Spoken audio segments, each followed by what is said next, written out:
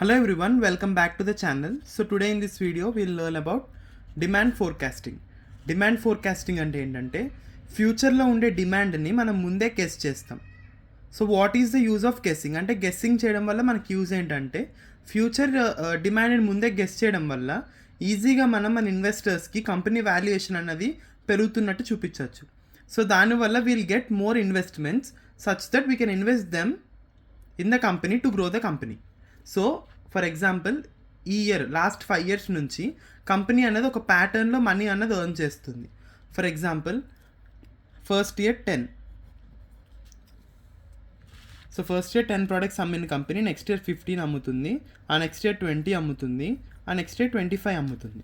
So 4 years నుంచి 555 కింద perfect growth అనేది కంపెనీలో కనిపిస్తుంది. సో ఈజీగా మనం ఆ నెక్స్ట్ ఇయర్ గ్రోత్ ఎంత అంటే 30 అని మనం గెస్ చేయొచ్చు. బికాస్ 555 కింద గ్రో అవుతున్న కంపెనీ 25 నుంచి 30 అవుతుంది. సో దీనివల్ల మనకి ముందే ఒక డిమాండ్ అనేది మన కంపెనీలో అంటే గూడ్స్ ఇయర్ నెక్స్ట్ ఇయర్ వచ్చేసరికి ఎన్ని సెల్ అవుతాయని మనకు తెలిస్తే we can estimate the demands and we can get ready to supply the demand. అంటే మనం ఆ టైంకి కస్టమర్కి ఆ ప్రోడక్ట్ అనేది అందించగలుగుతాం by using demand forecasting. So demand ఫోర్కాస్టింగ్లో టోటల్ 3 ways ఉంటాయి. One is survey methods, another one is statistical methods and another one is other methods such as expert opinion and test marketing. First survey methods కి వద్దాం. Survey methods అంటే survey on buyers intention, collective sales force opinion method. Survey on buyers intention అంటే buyers అంటే మన దగ్గరకు వచ్చి వాళ్ళు survey చేస్తారు. ఈ సర్వేలో కూడా 2 methods ఉంటాయి, census method and sample method. Census అంటే ప్రతి ఒక్క ఇంటికి వచ్చి ప్రతి ఒక్కరిని అడగడాన్ని సెన్సస్ మెథడ్ అంటాం.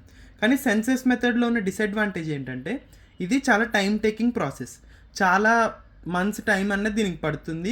మ్యాన్ ఫోర్స్ అంటే చాలామంది వర్కర్స్ దీనికి అవసరం పడతారు. బికాస్ ప్రతి ఒక్కరి దగ్గరికి వెళ్ళి ప్రతి ఒక్క కస్టమర్ని మీకు ఏం కావాలి అంటే మీరు నెక్స్ట్ ఇయర్ ఇది కొంటారా లేదా ఇవన్నీ కనుక్కోవాలంటే చాలామంది ఎంప్లాయీస్ అన్నది పెట్టుకోవాలి అండ్ కాస్ట్ చాలా పడుతుంది దీనికి.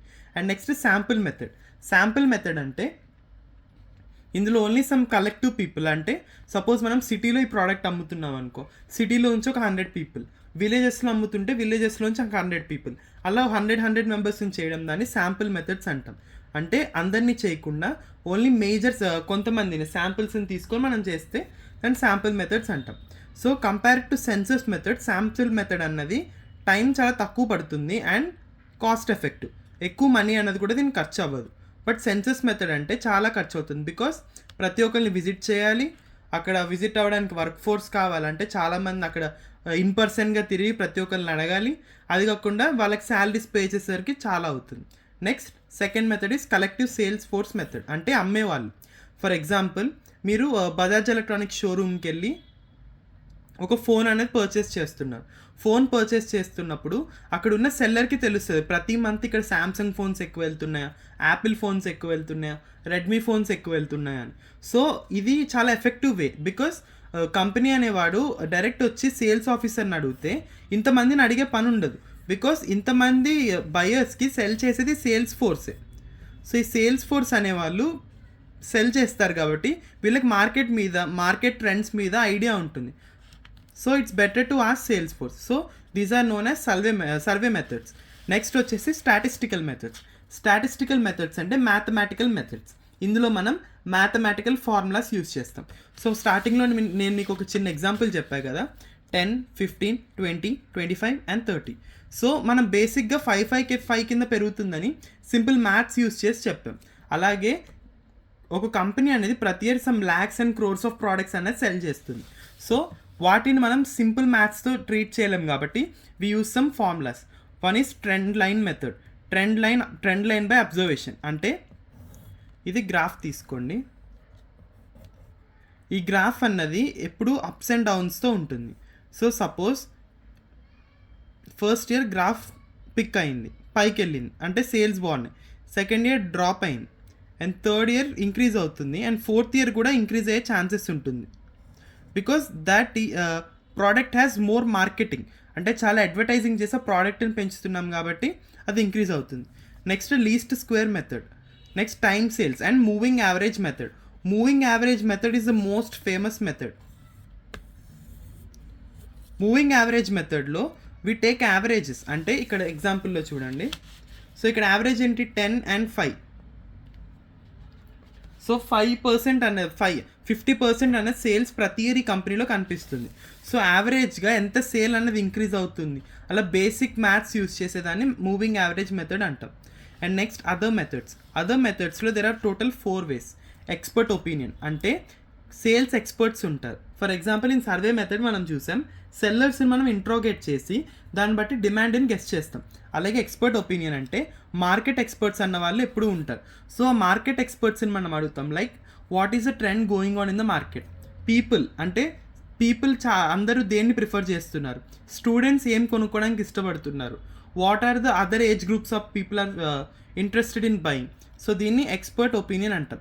నెక్స్ట్ టెస్ట్ మార్కెటింగ్ అంటే వి యూస్ స్మాల్ శాంపుల్స్. అంటే ఫర్ ఎగ్జాంపుల్ ఒక కంపెనీ ఒక మేజర్ ప్రోడక్ట్ని లాంచ్ చేసే ముందు వాటిని చిన్న స్మాల్ శాంపిల్స్ కింద డెమాన్స్ట్రేట్ చేస్తుంది. అంటే ఫర్ ఎగ్జాంపుల్ ఇప్పుడు మీరు కనుక ఒక డీమార్ట్కి కానీ లేదా ఒక సూపర్ మార్కెట్కి వెళ్ళి మనం ఒక ప్యాకెట్ ఆఫ్ చిప్స్ కొనుక్కుంటే, ఒకవేళ కంపెనీ అనేది ఆ ఇయరే కనుక కొత్తగా ఇంకో కైండ్ ఆఫ్ ఫ్లేవర్ లాంచ్ చేస్తే అదొక చిన్న 5 రూపీస్ ప్యాకెట్ అలాంటిది ఫ్రీగా ఇస్తారు. So that is known as test marketing. Next controlled experiments అంటే ఇలాగే టెస్ట్ మార్కెటింగ్ని చాలా డేస్ కంటిన్యూ చేసి దాని అవుట్పుట్ ఏదైతే వస్తుందో దాన్ని ఇంప్లిమెంట్ చేసేదాన్ని కంట్రోల్డ్ ఎక్స్పెరిమెంట్స్ అంటాం. Next judgemental approach.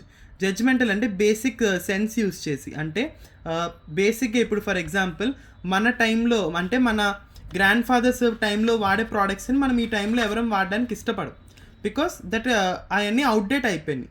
So we can easily judge. అంటే అది ఇప్పుడు ట్రెండింగ్లో లేదు, it was trend so much time ago, అంటే వే లాంగ్ బ్యాక్ అది ట్రెండ్ అయింది, బట్ ఇప్పుడు ట్రెండింగ్లో ఉండదు. సో దాన్ని జడ్జ్మెంటల్ అప్రోచ్ అంటాం. నెక్స్ట్ వచ్చేసి what are the disadvantages of demand forecasting. The major disadvantage of demand forecasting is ఇది పక్కా ప్రతిసారి కరెక్ట్ అవ్వదు, నాట్ ఆల్వేస్ కరెక్ట్. ఎందుకు? దీస్ ఆర్ ఆల్ గ్రాఫ్స్, అంటే మనం గెస్ చేస్తున్నాం, we're not saying it is sure. But guessing చేయడంలో కూడా ఎక్స్పర్ట్ ఒపీనియన్స్ తీసుకోవడం, సెల్లర్స్ ఒపీనియన్ తీసుకోవడం, దీనివల్ల అన్నది we can get accurate results. అంటే we can't reach the 100% mark, but 90% అన్నది వీ కెన్ రీచ్.